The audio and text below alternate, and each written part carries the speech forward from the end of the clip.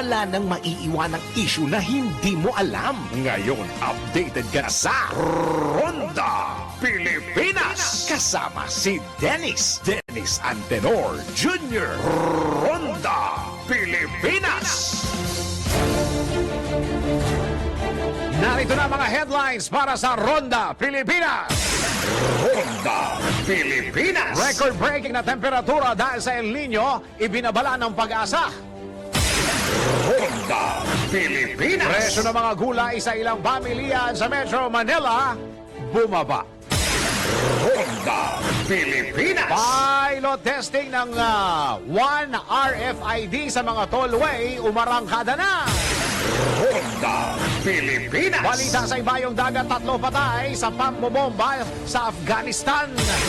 Ronda Pilipinas. Mamaya sa sports, balitang babalakasan, Pinoy Liga Next Month Cup. Malapit nang mapanood sa Aliw Channel 23. Ronda Pilipinas. Birthday message ni Kiko Pangilinan kay Sharon Cuneta, ikinakilig ng followers ng Megastar. Ronda Pilipinas. At mamaya sa ating NBI, nako, bawal ito. Mga fixer sa mga ahensya ng gobyerno, alamin ang mga kaparusahan dito sa NBI. Naku, bawal ito. Ronda Pilipinas. Kawalan ng pera, meron bang masamang dulot sa kalusugan? Nako, magugulat kayo dito mamaya. Let's prove it.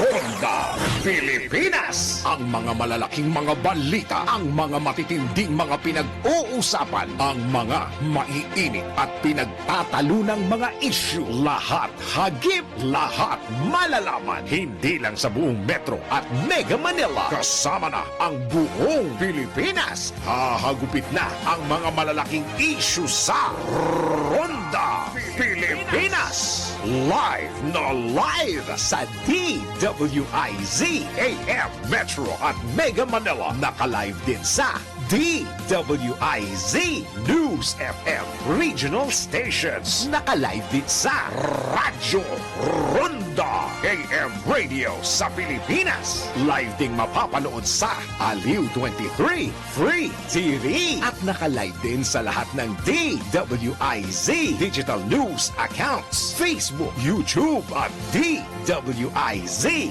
News website.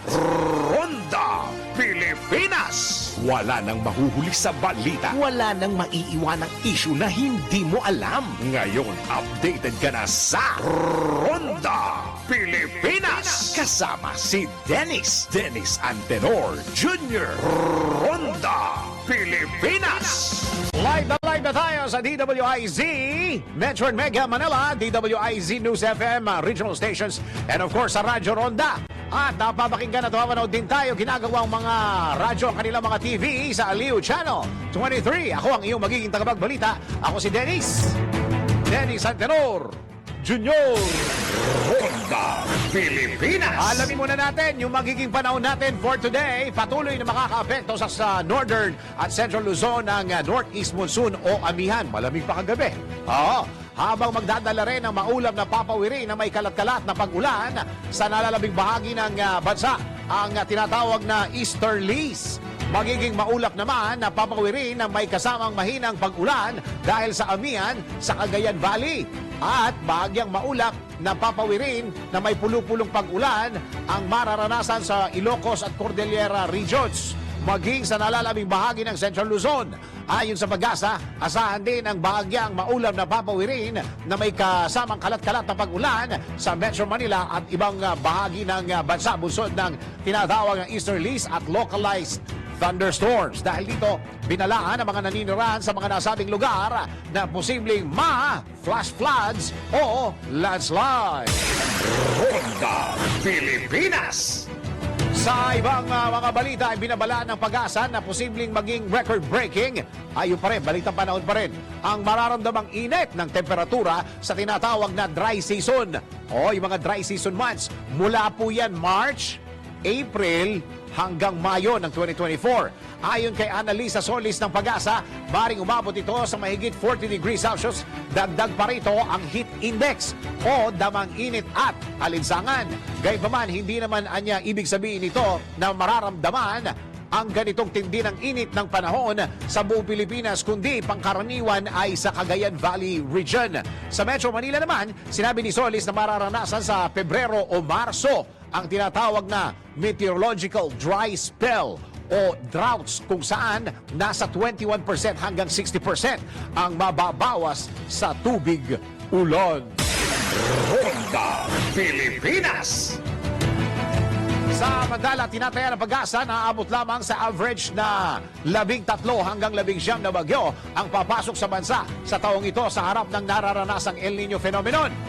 Sa bagyong, bagong pinalabas o sa bagong Pilipinas, ngayon public briefing, sinabi ni Annalisa Solis, Assistant Weather Services Chief at Climate Monitoring and Prediction Section Chief ng Pag-asa, na mula ito sa pangkaraniwang 19 hanggang 20 bagyo kada taon kapag walang El Nino. Samantala, para naman sa lagay ng panahon, sinabi ni Solis na sa ngayon ay wala silang nakikitang sama ng panahon o bagyo sa susunod na 2 linggo. Gayunpaman, umiiral niya ang amihan o southeast monsoon na nakakaapektuhan niya sa eastern at central Luzon, Bicol areas, eastern Visayas, Davao Region, Caraga Region at Metro Manila. Si Dennis Antenor Jr. Ronda Pilipinas. Samantala, tanggap pa rin tayo ng report. Tubig pa rin ang pinag-uusapan natin. MWSS, walang inaasang water interruption sa NCR. Uy, magandang balita ito. At karating lalawigan sa panahon ng tag-init. Alamin natin ang report ni Patrol 13, Gilbert Verdes. Gilbert, go! Walang inaasang water interruption ng Manila Water Works and Sewerage System o MWSS sa pagsapit ng panahon ng tag-init o Marso, Abril at Mayo ngayong taon. Ito ang sinabi sa Bagong Pilipinas public briefing ni MWSS Department Head Engineer Patrick Dizon sa kabila ng naranasang El Nino phenomenon. Sapataan niya ang antas ng tubig sa Angat na siyang nagsusupply ng 90% ng tubig sa Metro Manila at iba pang mga lalawigan. Sa katunayan, sinabi ni Dizon na lumagpas pa sa normal water level na nasa 212 meters ang antas o level ngayon ng Angat na nasa 213.49 meters. Ayon kay Dizon, sakali man magkaroon ng water interruption, ito ay dahil sa posibleng may ginagawang leak o pagkukumpuni ng tagas, maintenance ng planta o kaya pagpapalit ng Metro. Patrol 13, Gilbert Perdes para sa himpilang may todong lakas. DWIZ, nagbabalita ng tama, naglilingkod ng tama. Kapag may bagong balita, naka-on air, agad-agad, DWIZ Patrol Report. Bumaba sa mahigit 60 piso ang kada kilo ng ilan sa mga gulay sa Murphy Market sa Quezon City na nanggaling sa Baguio at Northern Luzon. Dahil dito, mas ramdam ang mga manininda ang pagdami ng mga mamimili ngayon kumpara noong holiday season, noong Christmas at saka New Year. Ang repolyo na dating 120 pesos kada kilo, ngayon ay 60 pesos kada kilo na lamang. 140 pesos kada kilo ang sibuyas na pula, mula sa dating 200, ngayon 140 na lang. Ang kamatis na dating 100, ngayon 50 na lang, 50 pesos na lamang. Tingnan mo, ang laki ng bagsak Kung bagsak presyo ang gulay, bahagya namang nagtaas ng presyo ng karning baboy na mula sa dating 310 pesos kada kilo, ngayon ay 320 pesos kada kilo na. Sa bagay, 10 piso lang naman. Malaki naman ang ibinaba sa presyo ng manok na mula sa dating 200 pesos kada kilo, ay 170 pesos kada kilo na lamang ngayon. Samantala, wala namang paggalaw sa presyo ng isda sa nasabing pamilihan. Ronda Pilipinas. Samantala, nilinaw ng Toll Regulatory Board na ang isinasagawang pilot testing ngayong araw ay para lamang para sa Interoperability Program o Single RFID System ng TRB. Ayon kay TRB spokesperson Julius Corpus, ito ang pagtatalaga ng isang sticker na lang at isang account na lamang para sa pagbabayad ng toll fee sa lahat ng expressways na sakop ng Toll Regulatory Board. Kung magiging maganda ang resulta ng test run, inaasahan na may papatupad sa Hulyo ngayong taon ang nasabing programa. Nais po natin i-clarify sa ating mga motorista na yung pilot test or yung test run that we will do today is in relation po dun sa ating interoperability project kung saan ang hangad po natin ay magkaroon na lamang ng isang sticker at isang wallet na lang. Isang account na lang ang i-maintain ng ating mga motorist users for all the expressways. Nako, ang tanong dyan, baka mamaya bibilhin na naman namin yung sticker na yan, ha? Oo, baka bibili na naman namin yan, sir. Ipinaliwanag pa ni Corpus na iba ang Ayan na! Ipinaliwanag pa ni Corpus na iba pa ang single RFID system sa proyekto ng TRB na cashless at contactless program.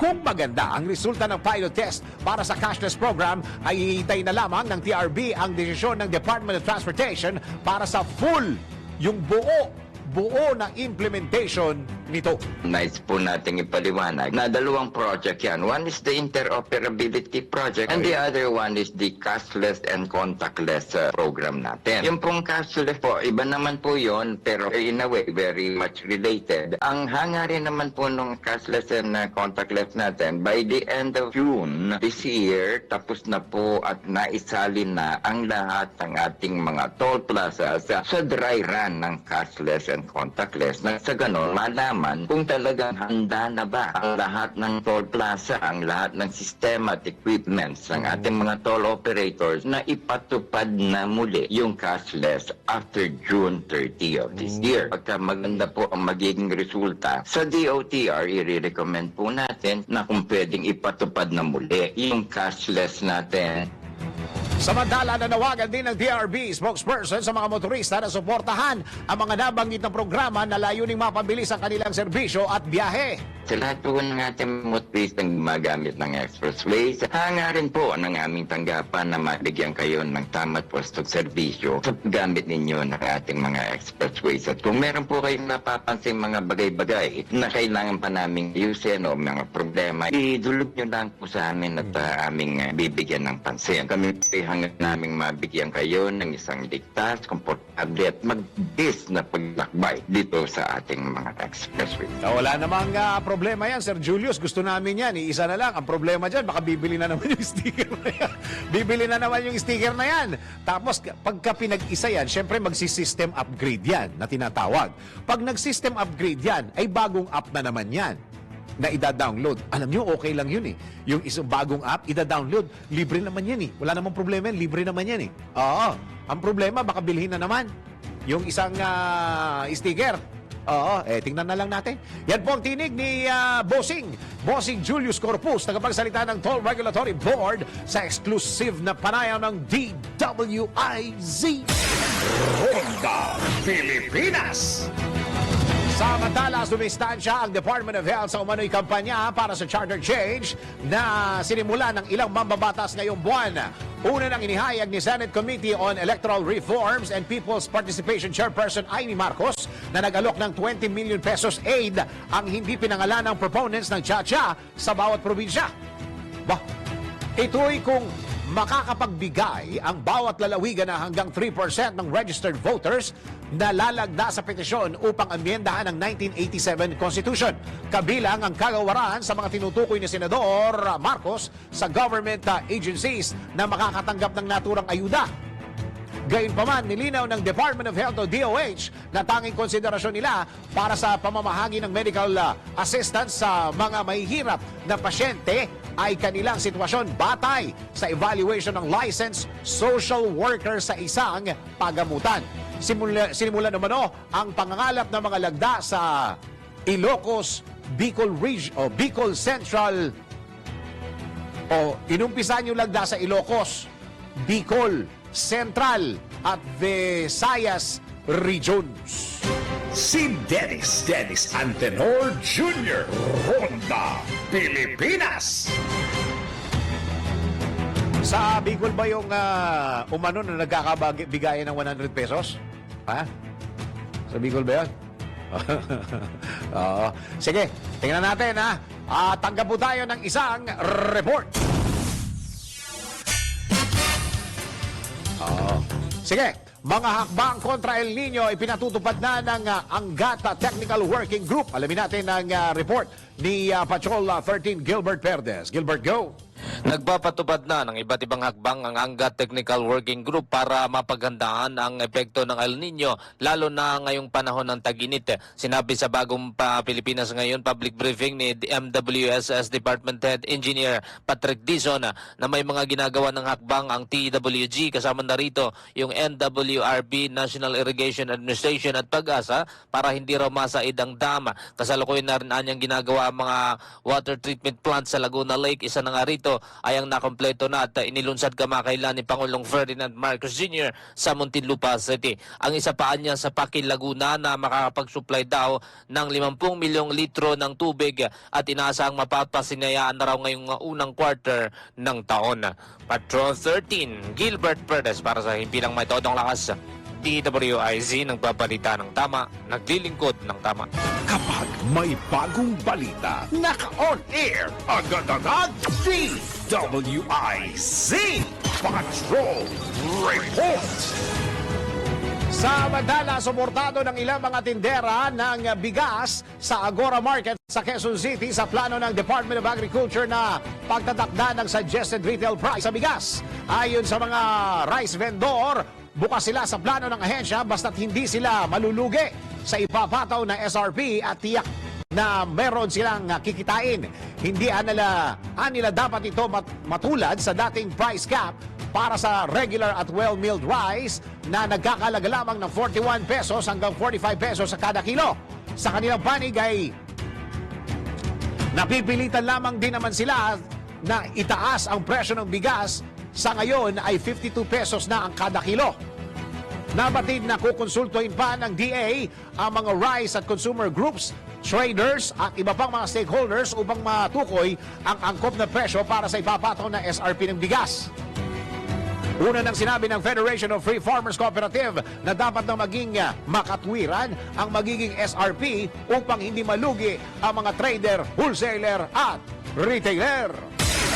Ronda Pilipinas. Samantala, bumuo na ng Technical Working Group ang Department of Agriculture na tututok sa implementing rules and regulations para sa Price Act ng mga agricultural products. Ayon kay Agricultural Secretary Francisco Chu Laurel Jr., mas pinatibay ang Section No. 9 ng Republic Act 7581 na magpapanatili sa supply ng presyo ng basic necessities and prime commodities. Layunin din itong pangalagaan ng mga mamimili laban sa hindi makatwirang pagtaas ng presyo ng mga pangunahing bilihin sa merkado. Target din ng DA na mapanatili ang mababang presyo ng agri-crops, fish at marine products, fresh meat, poultry meat, dairy products, fertilizers at iba pang farm inputs. Kaya din ng batas na maibigay ang sapat na alokasyon sa buffer fund para sa pagkuha, pagbili, importasyon at pag-iimbak ng mga produkto upang maiwasan ang kakulangan ng pagkain sa Pilipinas. Ronda Pilipinas. Suportado ng Employers Confederation of the Philippines o ECOP ang plano ng Pag-ibig Fund na taasan ang buwan ng kontribusyon ng mga miyembro nito. Ayon kay ECOP Honorary Chairman at President Sergio Ortiz Luis Jr., panahon na para ipatupad ang monthly contribution increase matapos ang 3 taong pagkakaantala dahil sa pandemya. Naniniwala rin ng Employers Group na ang pagtaas ng savings rates ng Pag-ibig ay nangangahulugan lamang ng dagdag na benepisyo para sa mga Pag-ibig members. Pinasalamatan naman ni Pag-ibig Chief Executive Officer Marilyn Acosta ang suporta ng ECOP at binigyan din na ang pagtataas ng monthly contribution ay para lamang sa kabutihan ng Pag-ibig members. Kabilang dito tugon sa lumalaking pangangailangan ng pautang ng Pag-ibig members, mapanatili ang affordability ng mga home loans at tiyakin ang patuloy na paglago ng Pag-ibig Fund. Si Dennis Antenor Jr. Ronda Pilipinas. Samantala, tanggap tayo ng report. Patuloy na pangigayat ng pamumuhunan sa bansa sa kabila ng pagbaba ng unemployment rate, iginiit ng isang kongresista. Alamin natin ang report ni Patrol 11, Tina Nolasco. Tina? Binigyang diin ni House Ways and Means Chair at Albay 2nd District Representative Joey Salceda na dapat patuloy na magigayat ng pamumuhunan sa Pilipinas. Ito'y sa kabila ng pagbaba ng bilang ng mga Pilipinong walang trabaho o unemployment noong Nobyembre ng nakaraang taon dahil sa mga negosyong patok tuwing holiday season. Partikular na tinukoy ng mambabata sa pamumuhunan sa manufacturing na nawawalan ng nasa 1.39 milyong trabaho taon-taon. Ayon kay Salceda, ang matibay na mga trabaho sa pagmamanapaktura ay nagmumula sa isang malakas na industrial base na posibleng maitaguyod sa pamagitan ng patuloy na daloy ng mga investments, pagkakaroon ng competitively priced inputs tulad ng mas mababang halaga ng kuryente at patuloy na inobasyon sa mga negosyante ng bansa. Naniniwala ang kongresista na kailangan ito dahil ito ang magdaragdag ng halaga sa produksyong pang-agrikultura at magbibigay ng oportunidad na maabot ang mga manggagawa sa lahat ng antas ng edukasyon. Sa katunayan, ani Salceda, kanya nang isinusulong sa Kamara ang reforma para mapalakas ang sektor ng manufacturing sa pamamagitan ng Create More Act na nakatuon niya sa paghihikayat ng pamumuhunan. Ito si Patrol 11, Tina Nolasco para sa impilang may todong lakas DWIZ, nagbabalita ng tama, naglilingkod ng tama. Kapag may bagong balita, naka-on air, agad-agad, DWIZ Patrol Report. Unang araw pa lamang ng taong 2023 kung kailan dapat masaya ang lahat.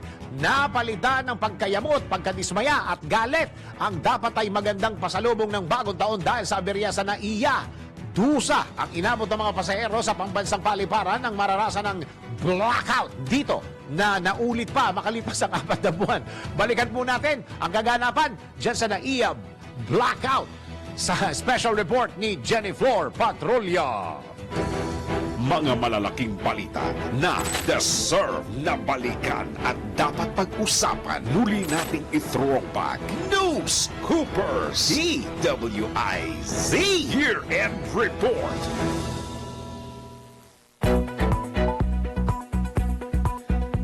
Habang nagkakasiyahan ang mga Pilipino sa bagong taon, habang ang lahat ay kumakain ng handa sa medianoche at ang iba naman ay excited nang makauwi sa kanilang tahanan.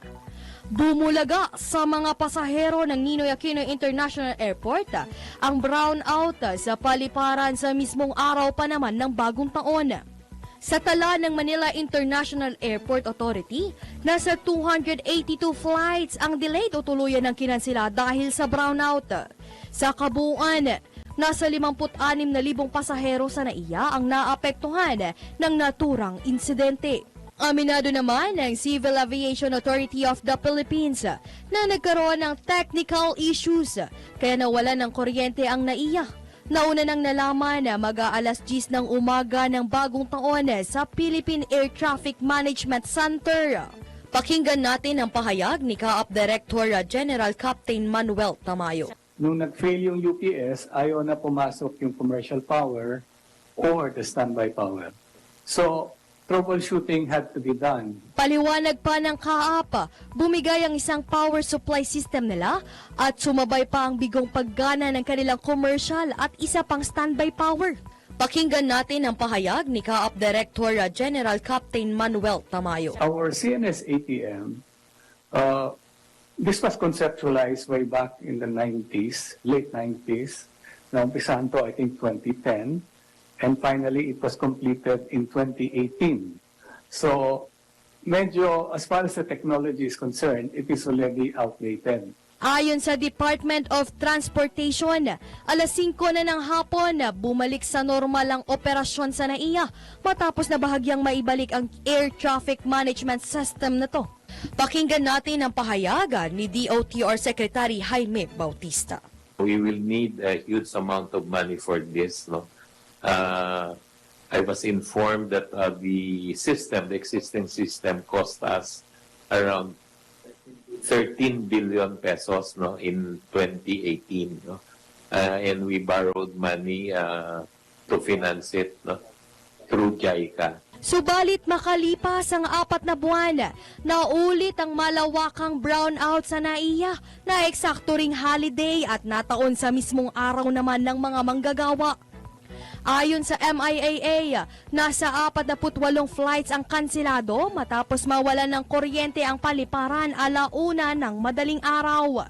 Muling humingi ng pasensya ang MIAA sa mahigit 9,000 pasahero na naapektuhan ng nasabing insidente.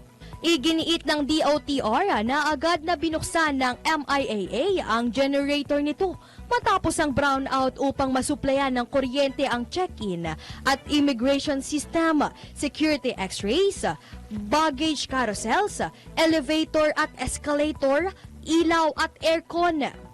Pakinggan natin ang pahayagan ni DOTR Secretary Jaime Bautista. Ang problema lang natin, dahil yung generator system ng Terminal 3, alam naman natin na napakaluma na nung ating mga facility dito, ay hindi niya kayang supplyan lahat ng requirements ng Terminal 3. No?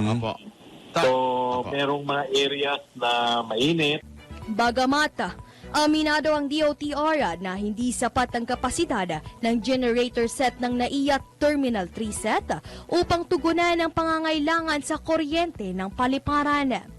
Alas 8:30 na ng umaga nang bumalik sa normal ang kuryente sa paliparan. Ayon naman kay Transportation Secretary Jaime Bautista, ang mga nangyaring brownout noong Mayo 1 ay kaiba sa nangyaring Air Traffic Management System technical glitch sa paliparan noong bagong taon.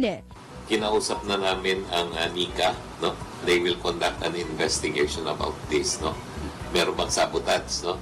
And hindi natin dinidiscount din yan. Iniulat din ng Department of Transportation na batay sa paunang investigasyon ng binuong fact-finding committee hinggil sa brownout sa NAIA noong Labor Day, lumalabas na lagpas na sa life expectancy ang electrical equipment ng naturang paliparan. Para sa News Cooper sa DWIZ Year-End Report 2023, ako po si Jen Patrolia, nagbabalita ng tama, naglilingkod ng tama. This special is presented by PAGCOR. Also brought to you by PhilHealth, PCSO, hindi umuurong sa pagtulong, at Herbalaya. Herbalaya, amoy nakaaya-aya, sa bawat bahid ay ginhawa. Si Dennis Antenor Jr. Ronda Pilipinas. Tuloy-tuloy mga balita at impormasyon sa Ronda Pilipinas. O pag-usapan natin yung kung paano na nagmo-move on yung mga kababayan natin pagkatapos ng malawakang blackout. Okay? Alam niyo ba ibig sabihin ng anong pagkakaiba ng brownout sa blackout? Oo.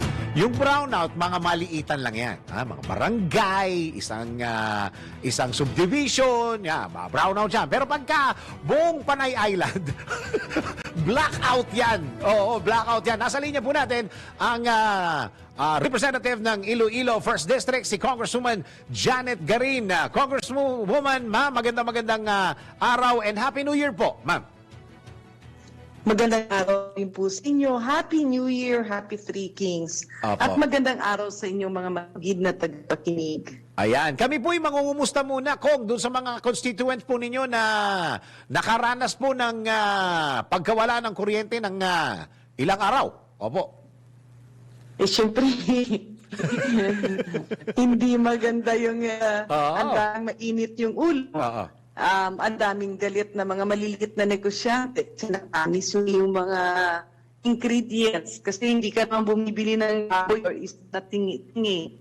Yung mga mangingisda rin, siyempre kulang yung ice. Ibibenta nila ng mura yung kanilang produkto at ang daming naantala na production. So, hindi talaga maganda, lalo na naging 5 araw siya. At hindi naka-prepare lahat eh. Hindi siya na-announce ng maigi. Tsaka, alam mo yung happy ka sana kasi holiday. Medyo malungkot na masaya yung malungkot kasi babalik ka ulit sa trabaho. Pero masaya ka kasi kailangan mong kumita. Yung iba syempre natuwa kasi extended vacation. Pero kukonti lang yon, lalo na yung mga, ano lang yun yung parang it's a coping mechanism. Oo. Coping mechanism na, nako, walang kliyente, so walang pasok. Oo Ano yung nga. ganyan. Oo Pero nga po. overall general, ang laking dagok niya. Oo. Malaking impact sa ekonomiya, malaking impact sa kalusugan. Tsaka yung ibang mga mag-asawa, nagkaaway-away na kasi mainit yung ulo dahil sa blackout. Oo nga. Kung doon ho sa Danyos ho na nangyari, kayo po ba kahit pa paano may projection na ang nalugi, lalong-lalo na sa First District ng Iloilo? Dahil sabi nyo nga, yung mga kababayan ho natin, lalo na yung MSMEs, puro nagreklamo yung mga yan dahil apektado talaga sila. Hindi bababa no sa 1.2 bilyon ang nalugi if we talk about Southern Iloilo. Opo. Syempre ano yan medyo malaki andyan lahat ng coastal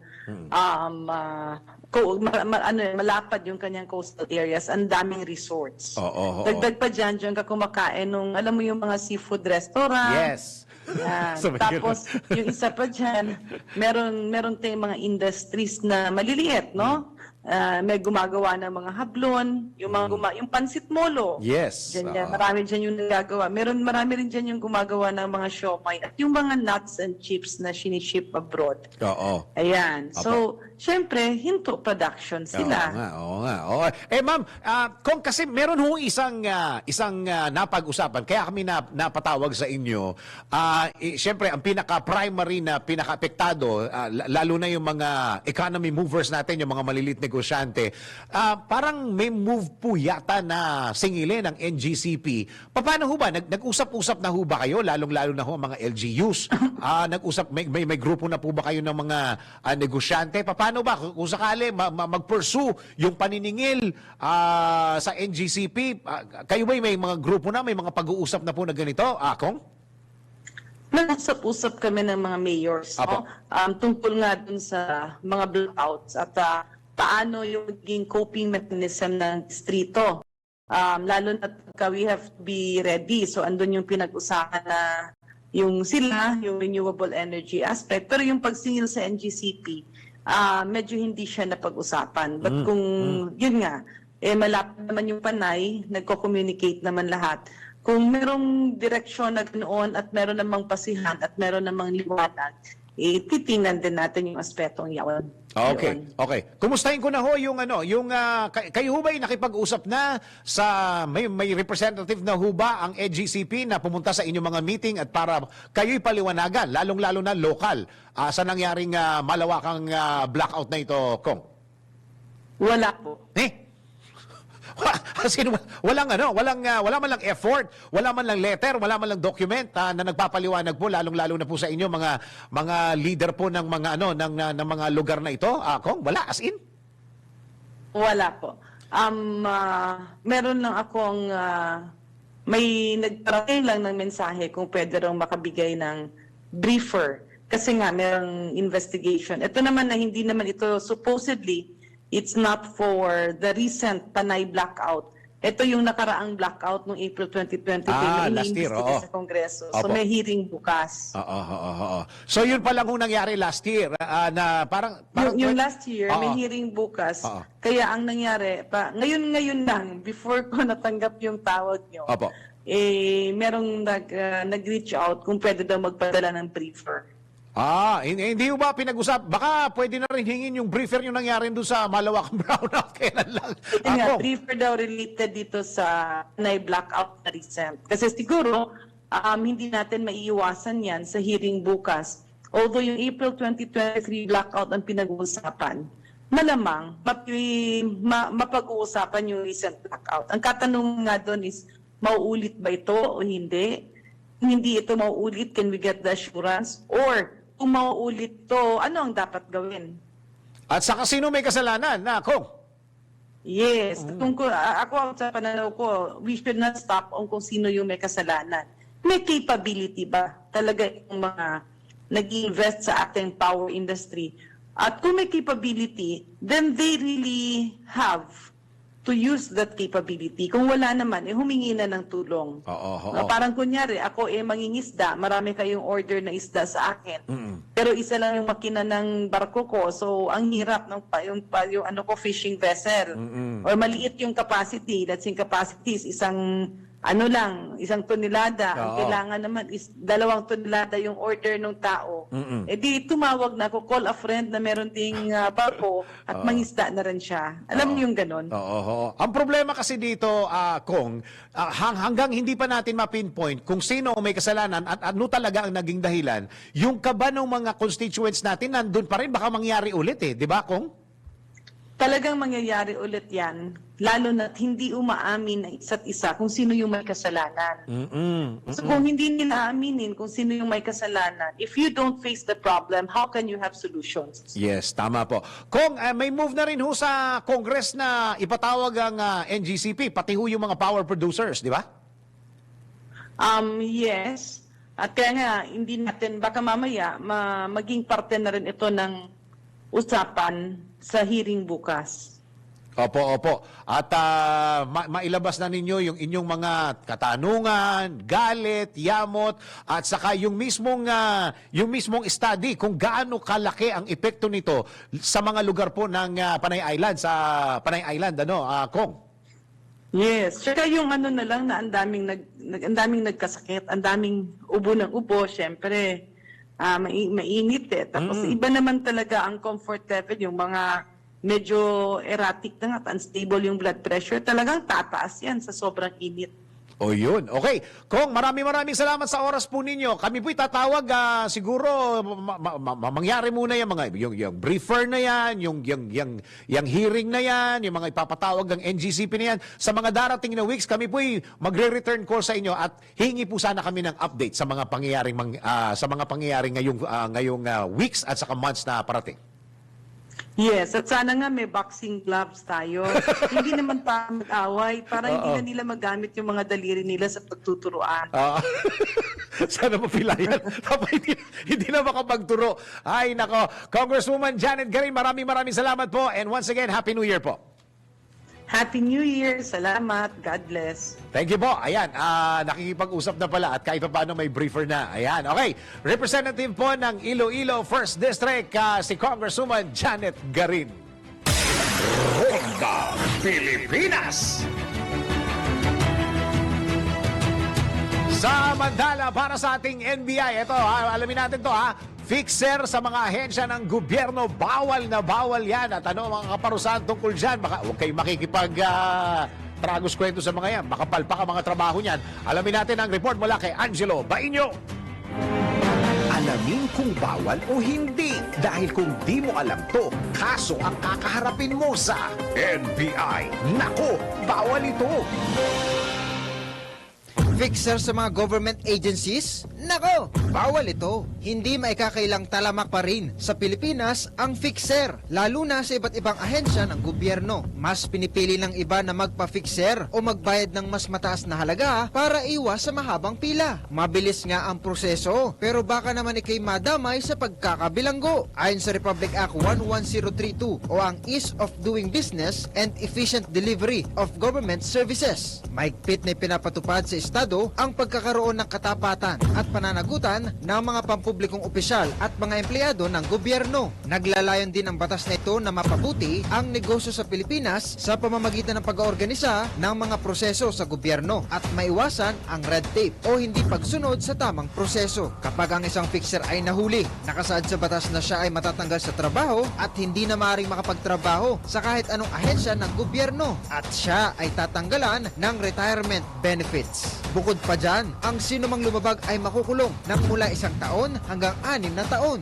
at magmumulta ng 500,000 piso hanggang 2 milyong piso. Huwag tangkilikin ang mga fixer, lumaban ng patas at dumaan sa tamang proseso para hindi ka masabihan ng, nako, bawal ito. Ronda Pilipinas. Samantala, tagabutay ng report. Mga magulang ni Mary Jane Veloso umapila kay Pangulong Marcos. Andito na ba si Prime Minister Widodo, no? Yung araw, no? Alamin natin ang report ni Patrol 5, Kuya Aya Yopangco. Kuya Aya, go! Dennis, magandang umaga sa ating mga kababayan. Clemency at kalayaan o freedom, ito ang sigaw ng Migrante International at progressive organizations na nagtungo ngayong umaga dito sa Mendiola Bridge malapit sa Malacanang para iabot kay Pangulong BBM at Indonesian President Joko Widodo ang isang liham apela para sa OFW na si Mary Jane Veloso na nasa Indonesia. Kasama ng migrante dito sa Mindiola yung mga magulang ni Mary Jane na sina Nanay Celia at Tatay mga anak nito. Bukod sa migrante, kasama rin iaapila ng grupong ito kay Pangulong BBM at Widodo yung mga kinatawan mula sa Makabayan Bloc, National Union of People's Lawyers at mga taong simbahan. Nasa bansa ngayon si Pangulong Widodo ng Indonesia para sa 3 araw na official visit at nakatapos na ngayon ang kanilang bilateral meeting ni Pangulong BBM sa Malacanang. Ang isa sa mga anak ni Mary Jane Veloso. Ano ka, iho? Panganay kang anak, ano? Apo, panganay. Panganay? Panganay. Okay, okay. Ano ang... Okay. Okay. Sige. Bibigyan kita, iha. At may isang foreign journalist. Kuya Aya, pakitanong nga kung tama yung impormasyon ko na birthday ni Mary Jane ngayong araw. 39? Oo, ang alam ko birthday niya ngayon. Birthday niya. Yung pangalan sa ng anak ng aking kakausapin. Oo. Nag-usap naman itong foreign journalist. Ano? Iho, birthday ba na nanay mo ngayon? Apo. Oo. Ano nga mga pangalan? Martingel po, Candelaria. Ilan taon ba na iho? 21 po. 21. Yes po. Birthday ng nanay mo ngayon. Ilan taon ng nanay mo ngayon? 39 po. Okay. Dennis, tanong? Oo. May ano ang apila mo kay Pangulong Marcos muna, iho?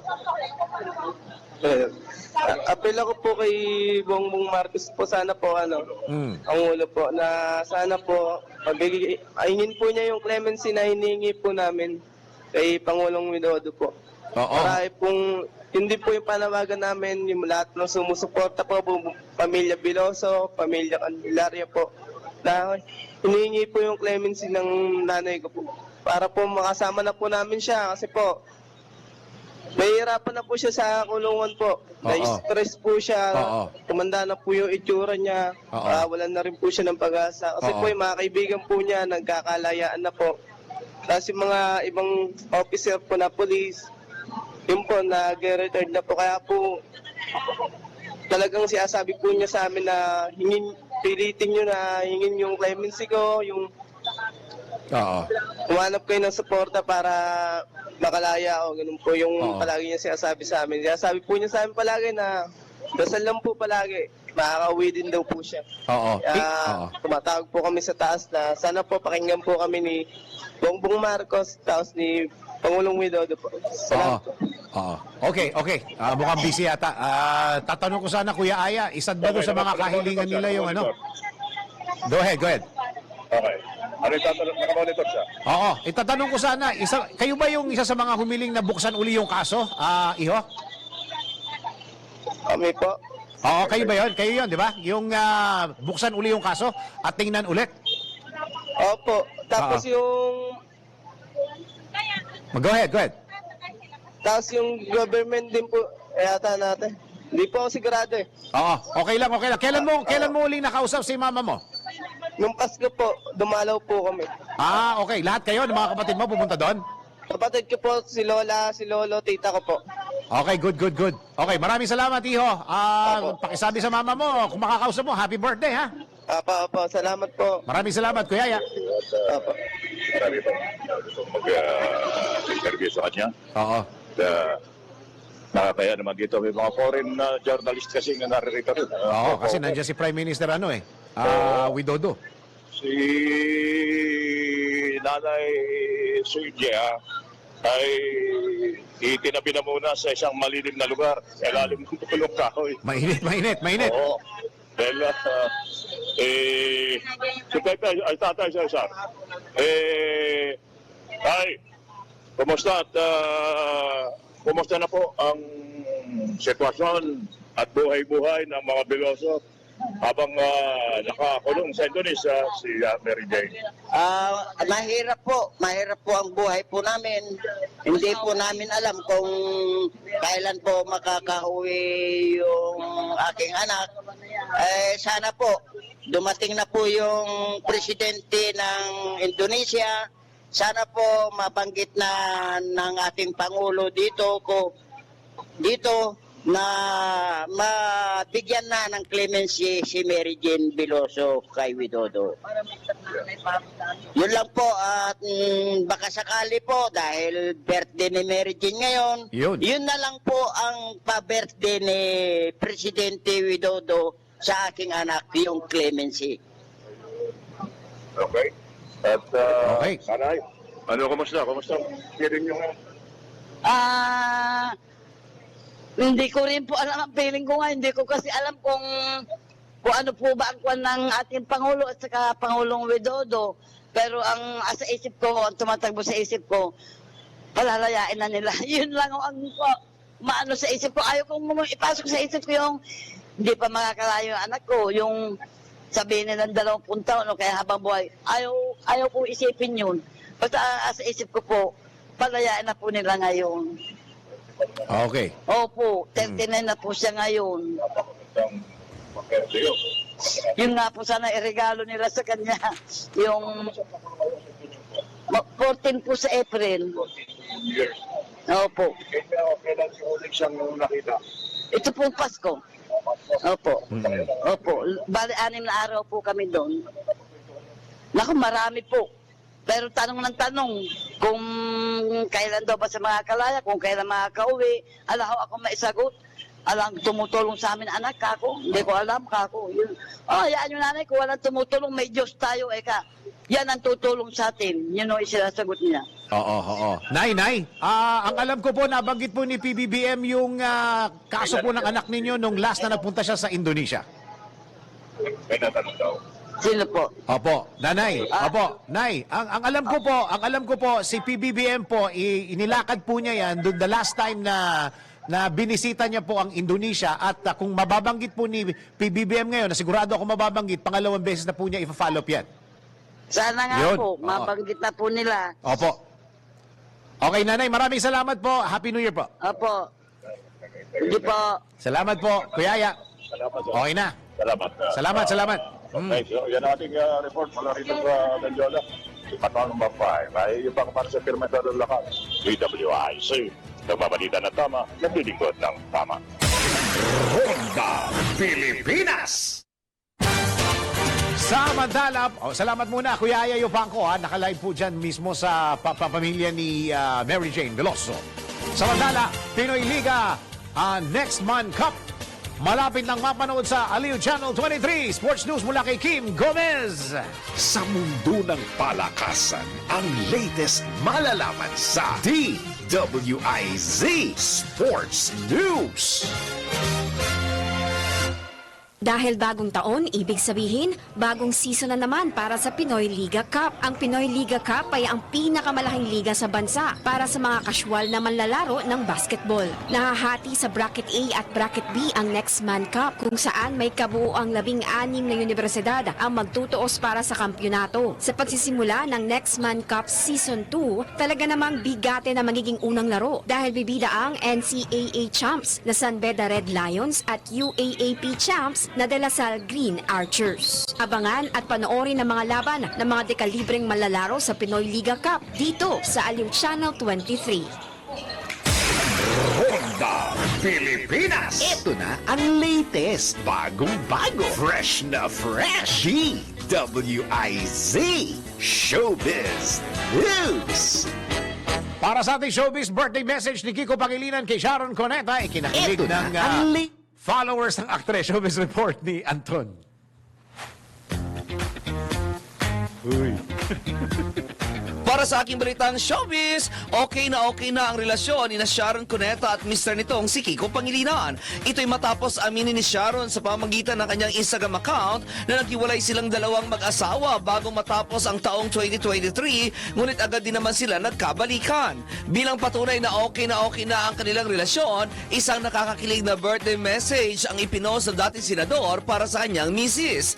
Ang dalawa ay nasa South Korea kasama ang kanilang mga anak na sina Frankie, Miel at Miguel para i-celebrate ang birthday ni Sharon. Sa pamagitan ng kanyang Instagram account, ipinost ni Kiko ang picture nilang dalawa ng kanyang asawa at nilagyan niya ito ng napakatamis na mensahe. Sa kanyang message, sinabi nito na, "Happy birthday to my sweetheart, my wife, my best friend, and the mother of my children, Sharon." Sinabi pa nito na lagi lamang siyang nasa tabi nito, handang i-cheer at ibangon ito at lagi lamang siya nakasuporta dito. Sabay sabi ni Kiko nang, "I love you dearly, firstly, unceasingly."